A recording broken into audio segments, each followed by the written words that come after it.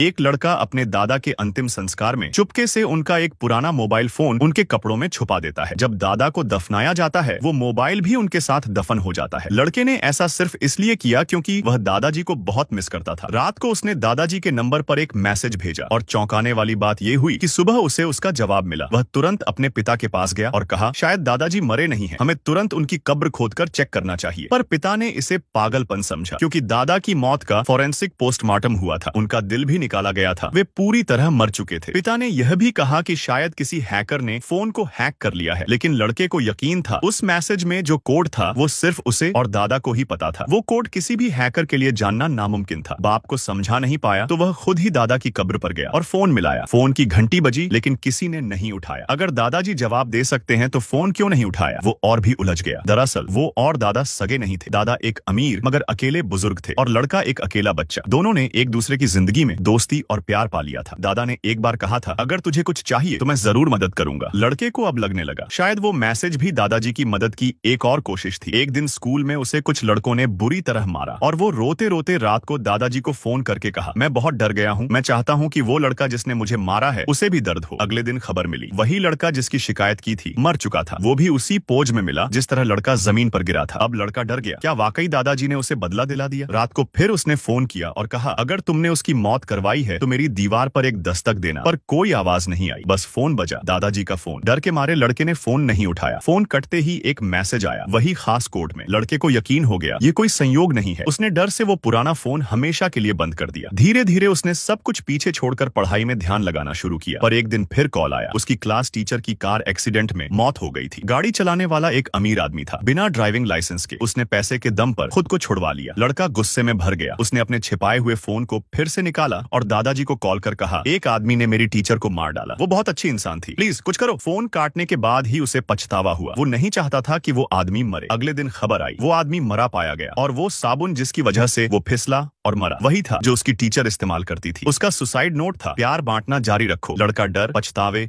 और दुख में डूब गया। वो दादाजी की पुरानी अलमारी खोलता है जिसमें दादा की पुरानी यादें थीं। उसे पता चलता है कि दादा का भी बचपन दुखों से भरा था, माँ को खोना, अकेलापन झेलना। शायद इसलिए वो उससे जुड़े रहना चाहते थे। आखिर में लड़के को फिर से एक मैसेज मिला, CCC। ये उनका एक और कोड था, शायद कह रहे थे कि अब सब कुछ बंद करो। लड़के ने माफी मांगी, शुक्रिया कहा और आखिरी बार फोन को उठाया। फिर दौड़ते हुए जंगल पार किया और फोन को नदी में फेंक दिया क्योंकि भले ही उसे कई बातें अब भी समझ नहीं आई थी, पर एक बात वह जान गया था, अब उसे आगे बढ़ना है। अब मेरी बारी है जाने की। मैं चाहता हूँ जब मुझे दफनाया जाए मेरी जेबें खाली हों।